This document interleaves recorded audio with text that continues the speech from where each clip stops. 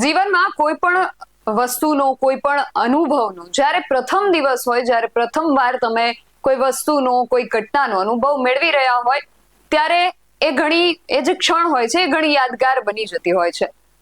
ગોપાલ ઇટાલિયા જે વિસાવદરના ધારાસભ્ય છે, તેમણે ધારાસભ્ય તરીકે ગઈકાલે ચોમાસુ વિધાનસભા સત્રના પ્રથમ દિવસે વિધાનસભામાં જવાનો પોતાનો પ્રથમ અનુભવ મેળવ્યો હતો. એમની લોકચાહના જે રીતે ગુજરાતની અંદર વધી રહી છે એને ધ્યાને રાખતા આપણે કહી શકીએ કે ગુજરાતભરમાં એમના જે સમર્થકો છે કે એમના જે ચાહકો છે એ આતુરતાથી રાહ જોઈને બેઠા હતા કે ગોપાલ ઇટાલિયા જે રીતે જાહેર સભાઓ ગજવે છે એ રીતે વિધાનસભા ગજવે છે કે કેમ. તો ગોપાલ ઇટાલિયાએ પોતે વિધાનસભા સત્રના પોતાના પ્રથમ દિવસે શું કર્યું અને એમનો અનુભવ કેવો રહ્યો તે મીડિયાના મિત્રો સાથે પણ શેર કર્યો હતો. શું છે સમગ્ર વિગત જાણ્યા અહેવાલમાં. જય હિન્દ, BSI ટીવી ન્યૂઝ પર આપની સાથે હું છું નિધિ ગઢવી. આમ આદમી પાર્ટીના લોકપ્રિય ધારાસભ્ય ગોપાલ ઇટાલિયા અને એમના સમર્થકો ગઈકાલના વિધાનસભાના જે ચોમાસુ સત્રનો પ્રથમ દિવસ હતો તેની આતુરતાથી રાહ જોઈને બેઠા હતા અને લોકોના મનમાં એ જાણવાની જિજ્ઞાસા હતી કે ગોપાલ ઇટાલિયા વિધાનસભામાં જઈને શું કરે છે. કારણ કે એમની જે રીતે ઓળખ છે કે ખૂબ આકરા અને કટાક્ષ ભર્યા શબ્દો સાથે ભારતીય જનતા પાર્ટી પર તે ઘણીવાર પ્રહારો કરતા હોય છે, એટલે લોકો એ જોવા માટે આતુર હતા કે ગોપાલ ઇટાલિયા વિધાનસભામાં પોતાના આ આક્રમક સ્વભાવ સાથે પહોંચે છે કે કેમ. પરંતુ ગોપાલ ઇટાલિયાએ પોતાના પ્રથમ દિવસના અનુભવો શેર કર્યા હતા. સૌથી પહેલા તો તેમને સાંભળીએ, પછી આગળ ચર્ચા કરીએ. આજે ગુજરાતની 15મી વિધાનસભાના 7મા સત્રનો પહેલો દિવસ હતો. વિસાવદર વિધાનસભાના ધારાસભ્ય તરીકે ચૂંટાયા પછી મારા માટે આ પહેલું સત્ર છે અને પહેલા સત્રનો પહેલો દિવસ હતો. એટલે સૌથી પહેલાં તો હું વિસાવદર, ભેસાણ અને જૂનાગઢ ગ્રામ્યના સૌ મતદારોનો ખૂબ ખૂબ આભાર વ્યક્ત કરું છું, ઋણ વ્યક્ત કરું છું. કારણ કે એ મતદારોએ મને આ ગૌરવશાળી સદન સુધી મોકલ્યો, અહીંયા બેસવાને માટેનો મને અધિકાર વિસાવદરના મતદારોએ અપાવ્યો છે.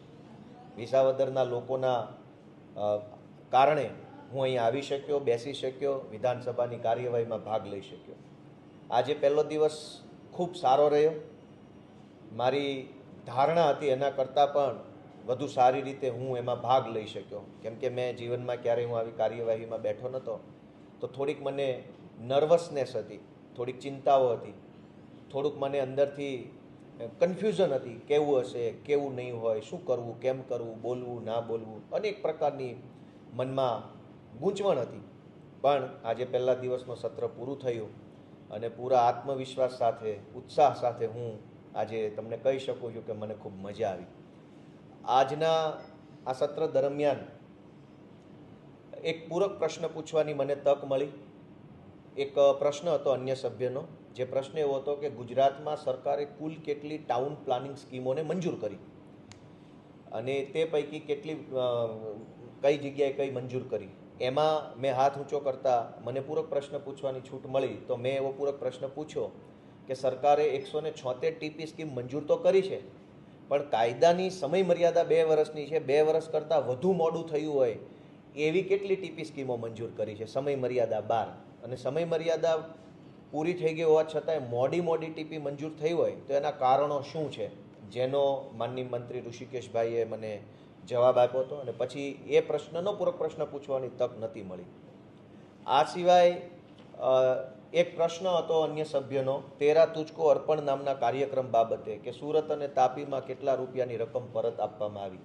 આ પ્રશ્નમાં મેં હાથ ઊંચો કર્યો હતો પૂરક પ્રશ્ન પૂછવા માટે, પણ મને અધ્યક્ષશ્રી દ્વારા તક આપવામાં આવી નથી, એટલે હું નહોતો પૂછી શક્યો. આ સિવાય માનનીય મુખ્યમંત્રીશ્રીએ શોક દર્શક પ્રસ્તાવોને સદન સમક્ષ રાખ્યા હતા, જેમાં સ્વર્ગસ્થ માનનીય મુખ્યમંત્રી શ્રી વિજયભાઈ રૂપાણી સાહેબ, અન્ય મંત્રીશ્રીઓ, નાયબ મંત્રીશ્રીઓ, સભ્યશ્રીઓના નિધન પ્રસંગે ગૃહ દ્વારા શોક આપવામાં આવે એવો પ્રસ્તાવ રજૂ કર્યો હતો. આ પ્રસ્તાવ ઉપર મને શોક વ્યક્ત કરવા માટેની તક મળી હતી, ત્યારે મેં ઊભા થઈને સ્વર્ગસ્થ મુખ્યમંત્રી વિજયભાઈ રૂપાણી સાહેબ, અમારા જૂનાગઢના જ અને ગુજરાત સરકારના પૂર્વ આરોગ્ય મંત્રી સ્વર્ગસ્થ હેમાબેન આચાર્ય અને અન્ય દિવંગત સભ્યોને મેં શ્રદ્ધાંજલિ આપી હતી.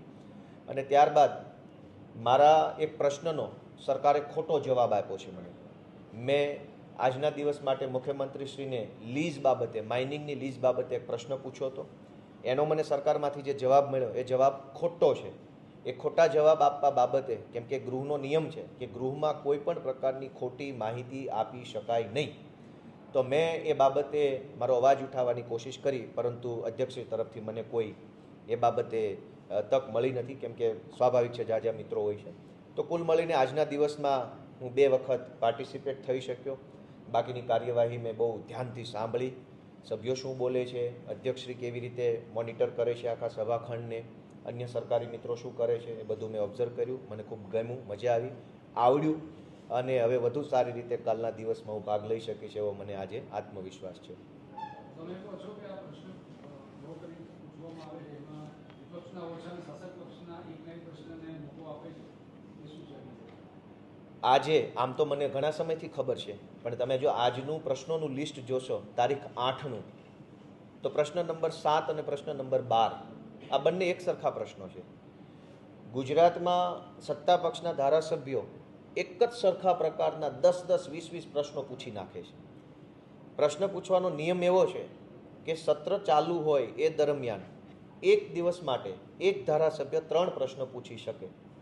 એટલે ધારો કે કુલ 150 જેટલા ધારાસભ્યો 8 તારીખમાં પ્રશ્ન પૂછે 3-3 લેખે, તો 450 પ્રશ્નો એક દિવસ માટે પૂછેલા ગણાય. પણ 450 પ્રશ્નોનું ચર્ચા સદનમાં કોઈ શક્ય નથી, એ પોસિબલ વાત નથી. એટલે એનો ડ્રો કરવામાં આવે. 450 પ્રશ્નોનો ડ્રો થાય. એ ડ્રોમાં જે પ્રશ્ન 1 થી 10 ક્રમ ઉપર આવે એની સદનમાં મંત્રી અને સભ્ય વચ્ચે આમને સામને ચર્ચા થાય. ડ્રોની અંદર 450 પ્રશ્નોનો જથ્થો ઊભો થઈ જાય એ માટે થઈ સત્તા પક્ષ દ્વારા ખોટા, બિનજરૂરી, ક્ષુલ્લક, નજીવા, મામૂલી એકના એક પ્રશ્નો 10-10 વખત નાખવામાં આવે, જેથી કરીને સત્તા પક્ષના પ્રશ્નોની સંખ્યા વધી જાય. 450માંથી 400 પ્રશ્નો બની જાય. દાખલા તરીકે, ઉદાહરણ તરીકે, સત્તા પક્ષના 50 પ્રશ્નો રહી જાય વિપક્ષના, તો 450 પ્રશ્નો ભેગા કરીને એમાંથી ડ્રો કરવામાં આવે તો સ્વાભાવિક છે સત્તા પક્ષના પ્રશ્નો ઉપર આવી જાય, વધારે આવી જાય.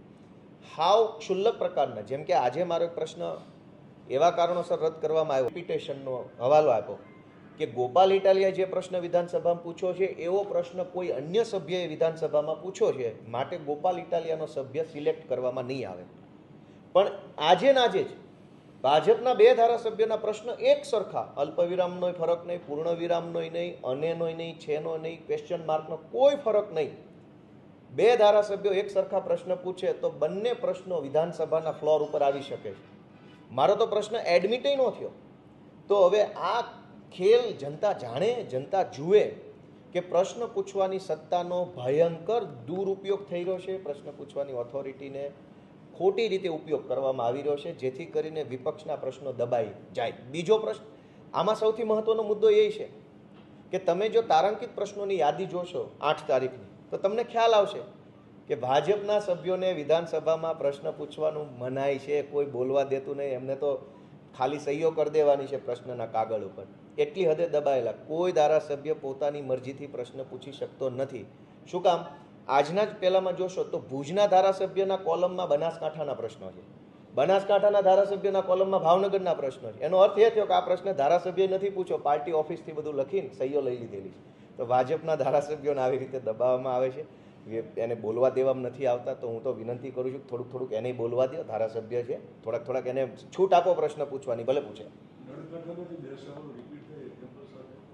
એ છે આજના તારાંકિત પ્રશ્નોની યાદી તો બધા મીડિયા મિત્રોને મળી છે, એમાં હશે જ. મેં પ્રશ્ન નંબર બોલી ગયો 7 અને લગભગ 12 જ છે, મારી ભૂલ ન થતી. 7 અને 12 નંબરનો પ્રશ્ન એક સરખો છે. ગોપાલ ઇટાલિયાનો પ્રશ્ન કોઈ અન્ય સભ્યએ પૂછ્યો, મને નથી ખબર કોણે પૂછ્યો, પણ મારો રિજેક્ટ થઈ ગયો. એવું લખાઈને આવ્યું કે રૂલ ઓફ રિપીટેશન, એટલે કે આનું પુનરાવર્તન થઈ રહ્યું છે, એટલે ગોપાલનો રિજેક્ટ. તો ભાજપના 2 સભ્યોનો એક સરખો પ્રશ્ન સિલેક્ટ કેવી રીતે થઈ ગયો? તો આનો અર્થ એવો નીકળ્યો કે ભાજપના ધારાસભ્યોને અવાજ દબાવવામાં આવે છે અને અમારોય દબાવવામાં આવે છે. અમારા પૂછેલા પ્રશ્નો રિજેક્ટ થઈ જાય છે અને એને પૂછવાના નહીં, એના વતી કોઈ પણ XYZ લખીને કાગળિયામાં સહીઓ કરીને આપી જાય. તો બંને પાર્ટીના ધારાસભ્યોના પ્રશ્નોને દબાવવામાં આવે છે, આવો આનો અર્થ નીકળે. Thank you. એટલે આ બાબત પરથી કહી શકાય કે ગોપાલ ઇટાલિયા જે પોતાના આક્રમક શબ્દો અને સ્વભાવ માટે જાણીતા છે, એમના શબ્દોમાં ક્યાંક થોડી નરમાશ જોવા મળી હતી અને જે રીતે ગોપાલ ઇટાલિયા માટે કહેવાતું હોય છે કે તે જ્યારે વાત કરતા હોય છે એમના શબ્દો ક્યારેક તોછડા સાંભળવા મળતા હોય છે, પરંતુ આજે ગોપાલ ઇટાલિયા આજે એટલે કે ગઈકાલે જે સત્ર હતું એની અંદર ગોપાલ ઇટાલિયાએ જે કહ્યું અને ત્યારબાદ પત્રકાર મિત્રો સાથે એમણે જે રીતે વાત કરી એમના શબ્દોમાં ક્યાંક મીઠાશ અને નરમાશ પણ સાંભળવા મળી હતી. ગોપાલ ઇટાલિયાના વિધાનસભા સત્રના આ પ્રથમ દિવસના એમણે જે અનુભવો શેર કર્યા છે અને તેમણે જે પ્રક્રિયા હોય છે પ્રશ્નો પૂછવાની તેને લઈને પણ જે પ્રશ્નો ઉઠાવ્યા છે તેને લઈને તમારું શું માનવું છે અમને કમેન્ટ કરીને ચોક્કસથી જણાવજો. આવા જ વધુ અહેવાલો સાથે મળતા રહીશું. તમે મારી યુટ્યુબ ચેનલને સબસ્ક્રાઇબ કરવાનું અને એમને ફેસબુક અને ઇન્સ્ટાગ્રામ પર ફોલો કરવાનું ભૂલશો નહીં. બાકી નવી અપડેટ્સ માટે આપ જોતા રહો BSN TV ન્યૂઝ. નમસ્કાર.